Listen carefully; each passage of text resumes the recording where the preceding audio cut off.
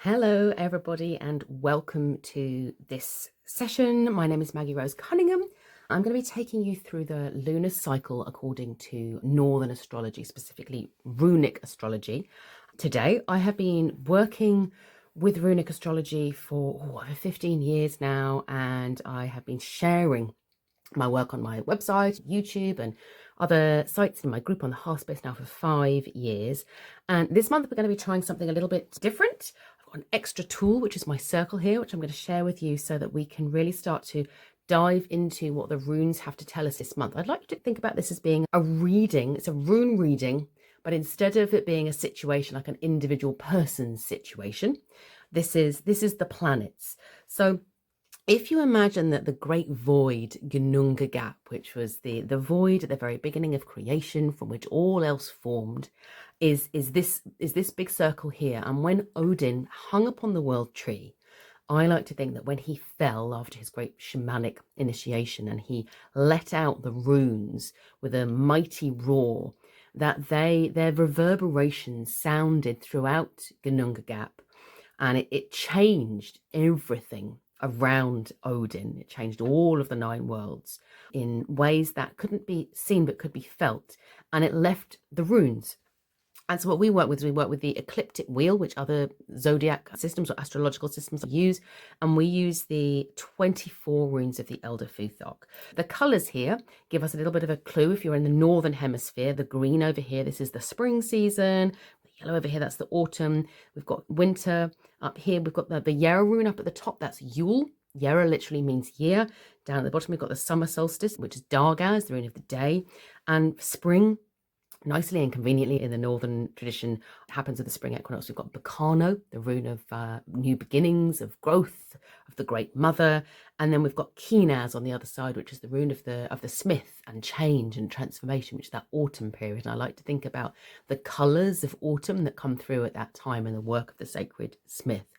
So what I wanted to do was to share this, because for me, this is why I love runic astrology so much, because each of the runes, yes, we can think of them as symbols, but their sounds, to me, they are primarily sounds, or even before that, energies that then emanate as sound and then captured in symbol form that channel the energies of each of the runes.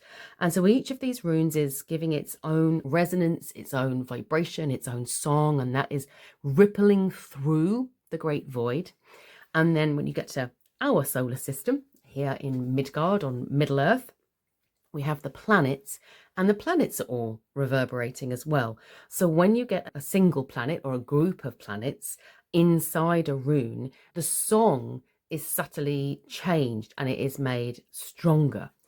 So we're going to look at the planets, and I've mapped this out so that you can see the starting position of each of the planets, and we can also see when they move.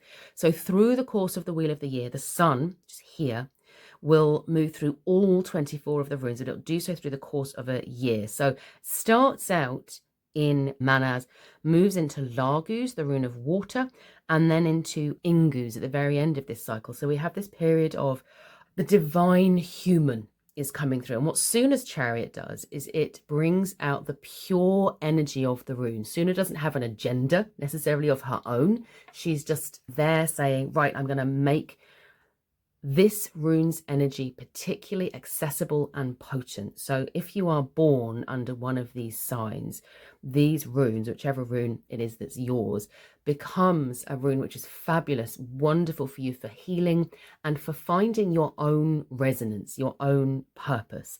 So you might be in Mannaz with the rune of the divine human. You could be in Laguz, which is my sun rune, that really beautiful water gateway energy, the gateways between life and death. New life forming, very associated with seership, Mannaz, so that sovereign energy. Then we have the sort of seership energy and the opening of the gateways of the other worlds. And then she moves into Inguz, which is this rune of gestation, and it's of the seed, this little symbol here. So sometimes Inguz comes and it looks like the helix symbol that it's got here, and sometimes it looks like a little diamond. I tend to work with a little diamond shape more, but you can use either. And that also functions like Laguz as a gateway between worlds, but it's a very earthy rune. It's more stable in many ways. than Laguz. So Sunna is making her way through these 3 runes. And so she does that through the course of this lunar month. And I should say that we're working on the lunar cycle of April the 27th to May the 27th, 2025 is what we're covering.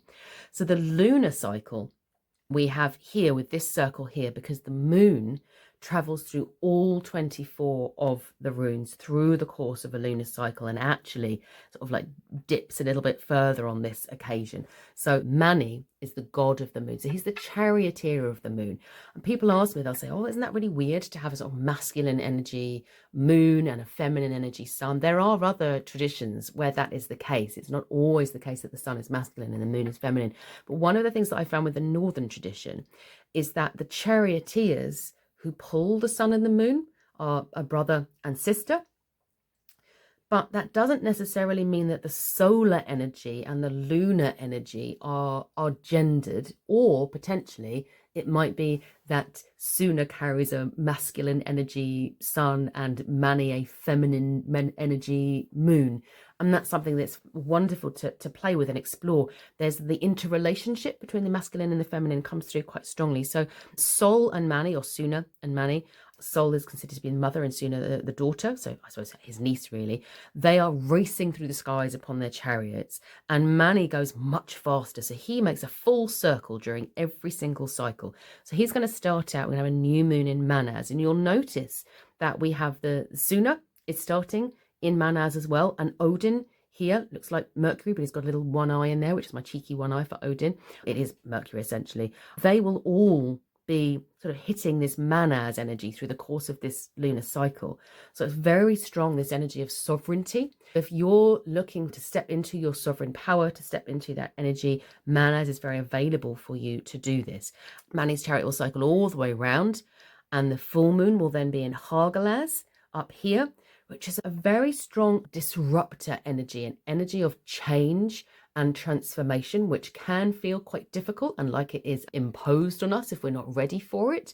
But if we're standing in our sovereign energy and willing to adapt to the changes that come and to accept that some things are outside of our control, then this full moon can be very powerful for us. If we're very invested in it has to be like this, then Hagalaz might feel a little bit uncomfortable for us, I'm not going to lie. And then through the rest of this cycle, which comes back, Manni's chariot comes back, and I've just put a little shadow moon in here, which is the next new moon, which we hit on the 27th of May, which comes into Inguz.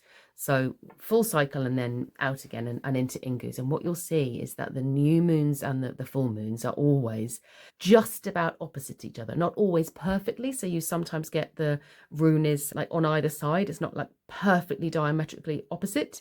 So for example, Hagalaz and Laguz are actually diametrically opposite, but obviously we've got a new moon in Mannaz and then the full moon in Hagalaz.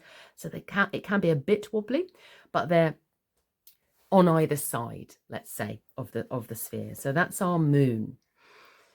The other planets that are going to move are Odin's chariot here, Mercury, and Frigga's chariot, Venus, is also going to move. And we also have Thor's chariot down here. So this is Jupiter.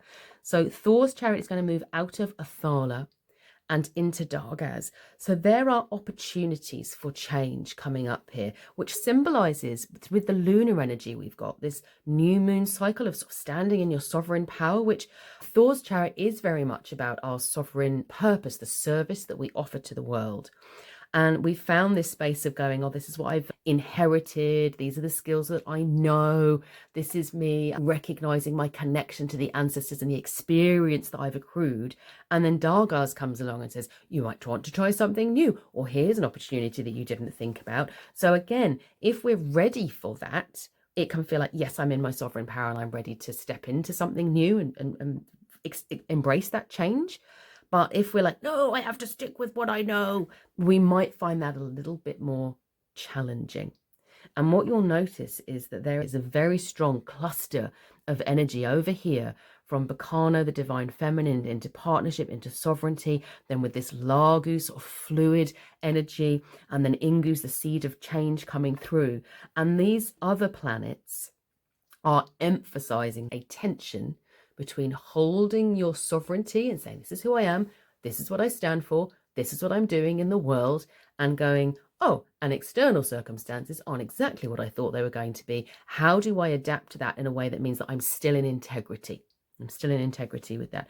So that's coming through with our Thor's chariot energy. Now, Odin is moving very, very rapidly. At the beginning of this cycle, we have no planets in retrograde, or as I like to call it, on retreat. So all of the charioteers, in the way I think about this within Northern astrology and what we know from things like the Tridom Sun chariot and from the Eddas, we know that the sun and the moon were pulled on chariots, and we know that the other deities had chariots. So I think of all of the planets as being chariots that are directed by a particular deity. But when that deity is when the planet's in retrograde, I think about the deity as going on retreat. They say, I'm having a break. I need to go off, I need to replenish, I need to recoup. And what that means is that then the energy is still there, but it's not being directed with like divine oversight. So things can go a bit wrong and we have to step into our sovereign power. So it's really interesting that when we have this really strong sovereign power energy for us in the human world, the divine human, we have no planets in retrograde challenging us. So there's a need for us to be in alignment with the overall purpose, at this point. The gods aren't saying, right, it's over to you, mate. They're actually there. So the partnership of Elwaz is very strong and available to us. Now, Frigg and Odin have just come out of retreat, so both of them spent a much longer period of time than they would normally do in Berkano, that rune of the divine feminine, of new beginnings, of possibility, of the sort of death and rebirth, similar to Laguz, but not quite the same, much more earthy in its energy and much more the seed underneath, and then this burst of potential and this waiting for the spring to come, and then it comes and then we come alive with possibility. Adaptability comes through quite strongly, and you can see how strong the Berkano energy is here, which we'll talk about in a moment, with 3 planets in Berkano at the beginning of this cycle. They both, Frigg and Odin, moved out of retrograde, and so Odin moves very, very fast through this cycle. So he is going to travel through Elwaz, Mannaz, Laguz, getting all the way into Inguz and really catching up with the sun, because Frigg and Odin are always around the sun. There's always this sort of trio working together. And we've obviously got this new moon, which is also aligned with the Mannaz energy as well. So very, very strong sovereign energy for us. It's a time when we can be really, really empowered, but empowered when we are in our maturity.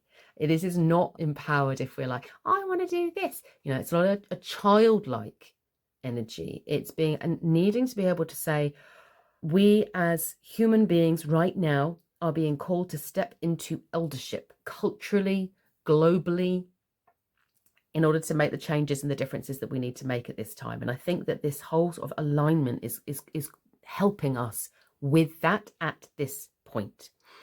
So Odin will move very, very fast. Now Frigg is moving a little bit slower because she spent a lot of time in Berkano, and then she's moving back, slowly into Elwaz, and she will sort of speed up, but she was not on retreat all the way through 2024. So she needed a break at the beginning of 2025. So Odin will speed up, potentially even overtake the sun. Frigg will do that a little bit slower because she doesn't go on retreat as often, so she moves more slowly. Odin moves faster, but then he goes backwards more frequently.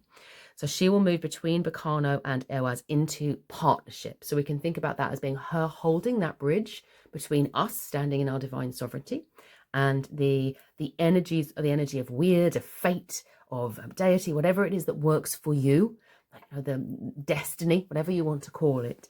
Destiny is asking us to partner with it at this point and saying, I'm here and I'm available. Set your intentions, know where your focus is, and be ready to seize the opportunities when they come, is what both of those are saying.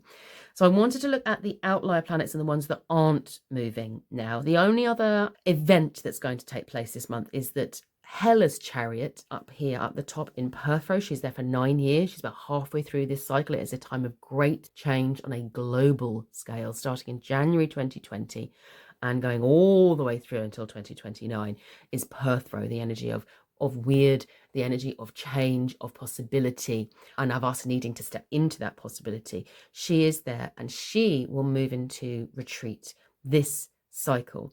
Now, for me, that might mean one of 2 things. So either the global changes that we are experiencing right now will slow down because Hela isn't there directing that and saying, right, we need this time of rebirthing and of the death of the old paradigm, the old way of being. We're sort of in its death throes at this point in time. Or it might actually feel more sort of icky, a little bit more disrupted, a little bit more like what is going on. Events are sort of happening randomly. It doesn't feel that like there's a directing force behind it. In some ways, I have experienced the times when Hela has been in retrograde over the last 5 years as being the slowing down energy, and I'm anticipating that. But there's a niggle for me that this time round it's going to be a bit different because of this really strong sovereign energy. So I think we're going to have to watch this space to see what this retreat period for Hela's Chariot does this time round, because some of the energies are different. So, for example, we have Ud's Chariot, which is the Nornir fate, which last time Hela was in retrograde, they were in Laguz. It was very watery and like all over the place, fluid, change. They were really complementing each other, the Perthrow and the Laguz, in a way that was quite difficult for us because the uncertainty was ramping up higher and higher. Whereas now Uranus is in Inguz, which is the rune of the seed. So the changes, the pattern has already been set. So we are now working our way through. You might think about it as being like the karmic aftermath or the consequences of human actions over a long period of time. If you think about the way that Hela's Chariot moves, we're talking decades before it does an entire cycle, hundreds of years before it does an entire cycle. So it's coming to this point and really saying you need to deal with all of the stuff that you've been doing over, over more than a century now, and that's coming to the fore here. But we have this sovereign energy, and we have this Inguz seed, which is a little bit like the blueprint has already been set. And I don't know about you, but I'm hoping that the blueprint has been set and it's a good one. That all of the work that I know that you have been doing and lots of other people have been doing to create threads of possibility towards a better future are playing out. But there are obviously other threads in there too, like in the tapestry, weaving their way hopefully to completion of a cycle, and that a new cycle is opening. But that has been set. So it might be that this retrograde period for Hela's Chariot is experienced very differently. So watch this space. So the other one I wanted to mention is Tia's Chariot. It moved into Feiyu. It's going to stay in Feiyu. There is possibility open to us still, the ability to draw on resource, to draw on life force energy, to call on our warrior self when we need to. And for me, this whole time of change has also symbolized a real rebirthing of what the warrior archetype means in the modern world, or what it should mean in the modern world. The word like war means sort of chaotic. It's not a targeted or focused energy. Whereas I feel as if Tia, as the patron of this of Mars, essentially offers something very different to the sort of Aries or Mars, the Greco-Roman deity energies for this planet. He is a much more focused, service-oriented, invested in peace, and using his sword to create that peace, to do what is necessary. There is no pleasure or enjoyment in the chaos. And he has a real ability to adapt himself and to say what's needed in the moment. So it's quite different. That martial energy, the Tia's Chariot energy is quite different. And it's alive and it's there. So if you need extra resource at this point, calling on Feiyu and working with Tia can be really, really helpful for you through this period of time. So the other planets that I wanted to look at over here, you see that we've got the Berkano energy. So we have got Aegir's Chariot, Aegir, the god of the deeps, the like deep collective subconscious energy is in Berkano still, which gives me great hope. Being in this sort of pioneer, a new beginning, new possibilities, and governed by and guided by the divine feminine, the rebirthing of the collective consciousness is sort of being held by Aegir. And Loki has also moved into Berkano, which is a very powerful place. Loki is one of the patrons of the Berkano rune, and he brings in a lot of ability for us to adapt, to move outside of traditional roles that no longer work for us, to be self-expressed in many different ways, to really support diversity of self-expression. and to help us to work with the trickster energy and to recognize the trickster as a teacher, often the trickster inside. So he's quite useful as a, if I'm not going to be the warrior, if I know that that's not where I need to be right now, I need to be more adaptable, more fluid, more working with life circumstances. I need to be able to sort of shift myself, literally to shape shift my energetic state to meet the needs of the moment. Then Loki is there supporting that. So I consider that to be very powerful, this trio of planets within Berkano. So that's our sort of overall view here with our circle. So let me know how this works for you. I'd also love to know what resonated with what I just shared with you. Which runes are you currently working with, or which ones are you now thinking about working about? What questions do you have about the planets, about the way they work with the Northern tradition, about how they interface with the runes? Let me know if this is a helpful format. So underneath this, we've got what you'll be more familiar with from the last couple of months that I've been doing it this way, is my sort of normal little diagram of where we are with the planetary movement. So we're going to do this relatively quickly because I've gone through most of the sort of energetics with you. So this is just so that you've got the dates, all of your dates, all of your planetary oracles in more detail. They're all in Sunna Star Wheel, my Sacred Play membership, where we work with voice and we work with Runic Astrology and we work with oracle, and there's lots of resources in there to help you with your sacred play and help you with that sense of finding your voice and your path within the Northern tradition. You'll find all your planetary movements in there. So I like to lay out my lunar cycle. This month I couldn't even quite fit on. It should be like the 26th should be on there as well, because it's the 27th of April to 27th of May. So we start off, and the new moon is in Mannaz, and on that same day, soon as Chariot moves out of Mannaz and into Laguz. So I wanted to put that in there. On my chart, I showed Sunna moving through Mannaz, Laguz, and Inguz as well. Technically, she moves on the 27th into Laguz. So we start this lunar month with the Laguz energy, but it felt important to include Mannaz here. And you can see this here at the bottom here, that I've got those three planets, Mannaz, Laguz, Inguz, with the sun. I've also got the halls here, so I didn't go through those in the diagram. So these are the equivalents of the zodiac, which can be fun to follow, particularly if you're very familiar with the zodiac and you need a little bit of a bridge. Then it was Freya Aswin who assigned the zodiac symbol. She assigned like a deity, Northern tradition deity, to each one. So at the moment we're in Skadi's hall, at a square to symbolise her throne. She's a giantess. She's a no-nonsense giantess. She's going to have a big old rock, to symbolise her hall. She's my patron. She really helps me to understand the Laguz energy. But then we're going to move into Freya's hall. Now this, in case you're wondering, is supposed to be a spindle. It's a little bit of an honouring of Freya and of Frigg. It can also look a bit like a serpent, sort of coiling up the spindle. So there's a bit of a scythe quality there to it as well. For Freya, we are not going to move into her hall until the 20th. So it's at the end of the cycle. So for the majority of the cycle, we are in Skadi's hall.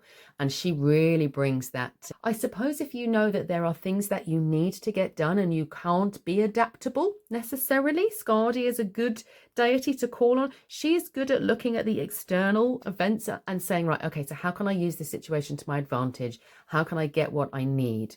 She's not always successful. So she gets a place with the Aesir in their halls, very, very honoured, and she marries a member of the Aesir, but it's not the one that she meant. So she's also quite useful for helping us to deal with that sort of Hagalaz disruptor energy that we're going to be having at the full moon, and some of the changeable energy there. It's sort of saying, okay, I might not have got exactly what I wanted. That doesn't mean that I can't live the life that I want through that. I can still step into my own sovereignty through challenge or through difficulty or through the unexpected. So her hall takes us all the way through here until we move into Freya's hall on the 20th. So that's the movements of the sun. So as I've said, Odin is moving. So he starts out in Ewaz, then he moves into Mannaz on the 6th, and then he moves into Laguz. There he is on the 14th. And then he's going to move into Inguz, on the 22nd. I forgot to put my symbol there. So that's where he's going. On the 22nd, he will move into his own cycle of partnership, sovereignty. The Laguz energy really speaks of, as he comes out of those experiences, he stands in his power and comes out of those experiences. For Odin, he will go and do whatever is necessary. He will, similar to Tyr in that way, he will shift, he will change, he will sacrifice, he will experience wounding where necessary and claim that he remains whole through that process. So he claims that experience, and then he'll move into the seed space, the Inguz seed space of potential and possibility. Frigg's chariot starts out in Berkano, and then she's going to move into Elwaz on the 12th here. So still that period of time, the opportunity to work really deeply with the Berkano energy. There will still be 2 planets in Berkano once Frigg shifts, but right now, very, very potent. If you need to do any ancestral healing with your mother line, your grandmother line, really powerful and potent time to do that. If you want to explore the divine feminine and your relationship with it, and really look at some of the nuances there and get beyond the, let's say, the stuck or the traditional meanings of the feminine, and to find new things, also a great time to do it. The birch tree, new beginnings, a pioneer, trailblazing, all of those things are available to you as well.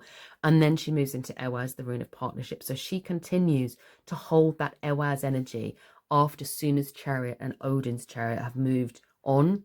She's still holding that space of collaboration for us when we need it, when we're like, help universe, please. She is there to help us to do that. And it's a really powerful position for her to be in. Very much the idea of partnership, the partnership that she has with Odin, sharing the throne, but also the partnership she has with Freyja, holding these very different but complementary and equally important aspects of the divine feminine within themselves. And so we move into that place of being able to move backwards and forwards. Adaptability is such a strong theme through this coming month. As I've said, Tyr's chariot isn't moving. Thor's chariot will be moving from Athala into Dargaz. It's going to happen on the 8th, so relatively quickly in the cycle here. And the only other thing I wanted to mention is that, yes, at the point of the half moon is when Hela's chariot will go into retrograde. So she's going to go into retrograde here. She's going to go into retreat. And then Freya's hall will move on the other half moon when we move into the waning phase, before we then move on to the new moon.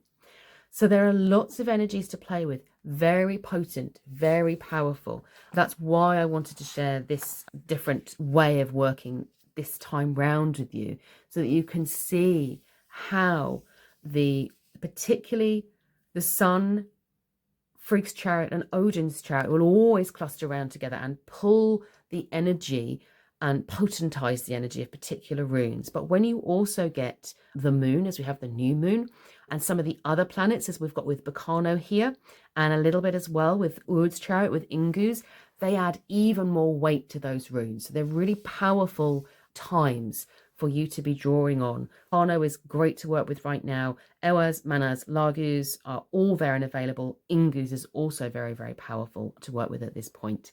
I hope that you have enjoyed this reading. Let me know how you have traveled with it. Let me know if there are any specific runes that you are working with at the moment, or that if you've just discovered your sun rune, or you're working with your birth runes right now, and how these interact with you with the birth runes chart. So enjoy. Have a wonderful lunar cycle ahead. I look forward to hearing from you.